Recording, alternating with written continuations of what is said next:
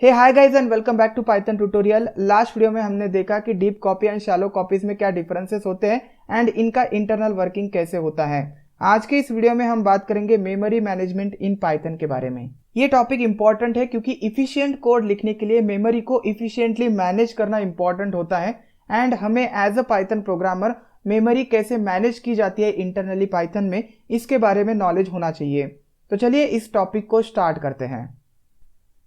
इस टॉपिक को मैं मल्टीपल पार्ट्स में डिवाइड करूंगा, मींस मल्टीपल वीडियोस आएंगे अकॉर्डिंग टू सब टॉपिक्स। इन सब टॉपिक्स को मैं एक वीडियो में कवर कर सकता हूं, लेकिन वो वीडियो बहुत लॉन्ग बन जाएगा और ये मैं नहीं चाहता हूं। सो आज के इस वीडियो में हम बात करेंगे stack memory and heap memory के बारे में।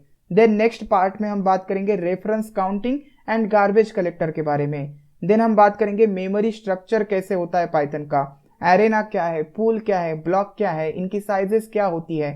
तो चलिए आज का वीडियो स्टार्ट करते हैं।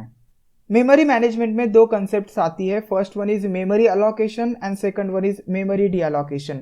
Memory allocation means allocating a block of memory for values और ऑब्जेक्ट्स। सो जो ऑब्जेक्ट्स आप क्रिएट करते हैं प्रोग्राम में, उन ऑब्जेक्ट्स के लिए मेमोरी अलोकेट करना मींस मेमोरी अलोकेशन।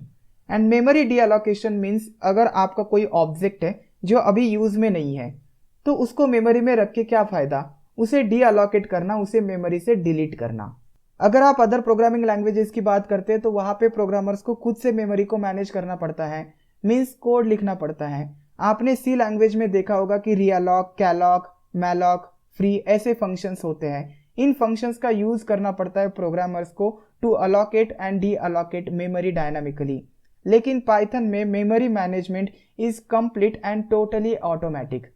यहाँ पे पाइथन डेवलपर्स को खुद से कोड लिखने की जरूरत नहीं है, सब कुछ इंटरनली मैनेज किया जाएगा पाइथन के द्वारा। इसके लिए पाइथन दो स्क्रिप्ट्स रखता है इंटरनली। एक स्क्रिप्ट का नाम है पाइथन मेमोरी मैनेजर एंड इसका यूज किया जाता है टू अलोकेट मेमोरी। ये रन होती है टू अलोकेट मेमोरी। वेराज दूसरी स्क्रिप्ट है पाइथन गार्बेज कलेक्टर। आपने इसका नाम सुना होगा। इसका यूज किया जाता है टू डी अलोकेट मेमोरी। ये रेफरेंस काउंटिंग एंड ट्रेसेस का यूज करता है। इसके बारे में हम बाद में बात करेंगे। सबसे पहले बात करते हैं मेमोरी अलोकेशन के बारे में। There are two types of memory in Python. First one is stack memory and second one is heap memory. इनमें क्या डिफरेंसेस है सबसे पहले मैं आपको बता देता हूं, नोट डाउन कीजिए। स्टैक मेमोरी को स्टैटिक मेमोरी भी बोला जाता है, वेराज हीप मेमोरी को डायनामिक मेमोरी भी बोला जाता है। स्टैक मेमोरी स्लो होती है as compare to heap memory and stack memory को आप डायरेक्टली एक्सेस कर सकते हैं, वेराज हीप मेमोरी को डायरेक्टली एक्सेस करना पॉसिबल नहीं है। इसे एक्सेस किया जाता है by using references means variables. Stack memory में मेमोरी अलोकेशन किया जाता है for references and for names. यहाँ पे ऑब्जेक्ट्स के लिए एंड वैल्यूज के लिए मेमोरी अलोकेट नहीं किया जाता। सपोज आपके पास एक वेरिएबल है x एंड इसके पास कोई वैल्यू है सपोज 10, तो x यहाँ पे रेफरेंस हुआ। इस x के लिए मेमोरी अलोकेशन किया जाएगा स्टैक मेमोरी में। इस 10 के लिए मेमोरी अलोकेशन किया जाएगा हीप मेमोरी में।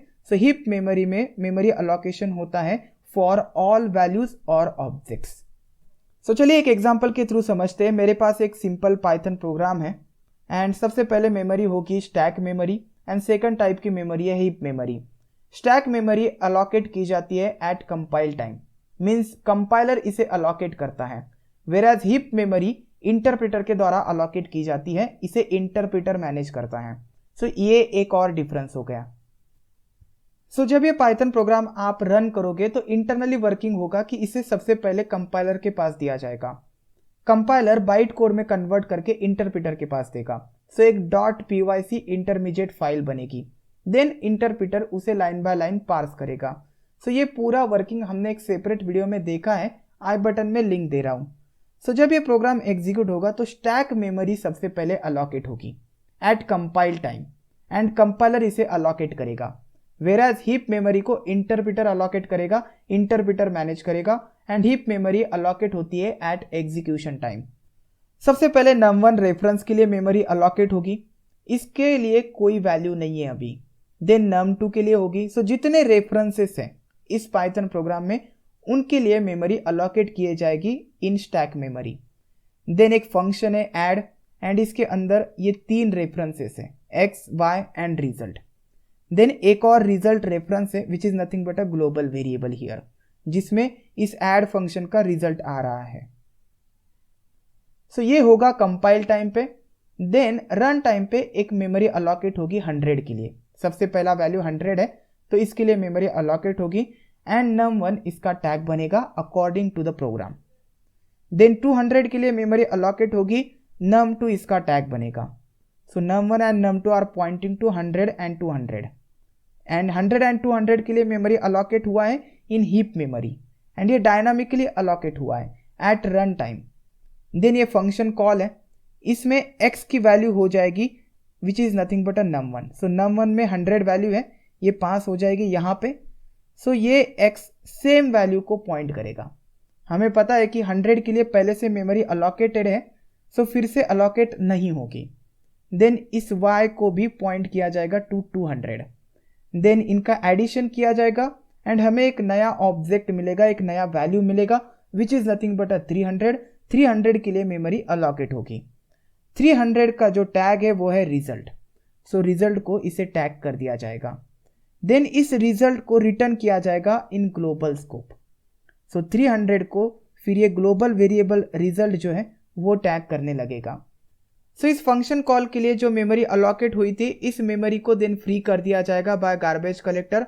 सो x y and result and add function के लिए जो मेमोरी अलॉकेट हुई थी वो अब नहीं रहेगी।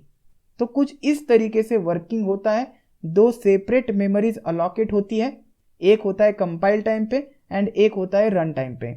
सो कंपाइल टाइम में रेफरेंसेस के लिए मेमोरी अलॉकेट की जाती है, वेयर एज रन टाइम पे एक्चुअल वैल्यूज के लिए, ऑब्जेक्ट्स के लिए मेमोरी अलॉकेशंस किए जाते हैं। सो इंटरव्यू में इनमें डिफरेंसेस पूछे जाते हैं, तो आपने नोट डाउन किए होंगे बहुत सारे डिफरेंसेस जब मैं बोल रहा था। आई होप कि आपको ये वीडियो बहुत पसंद आया होगा। नेक्स्ट वीडियो में बात करेंगे कि हाउ गार्बेज कलेक्टर वर्क्स।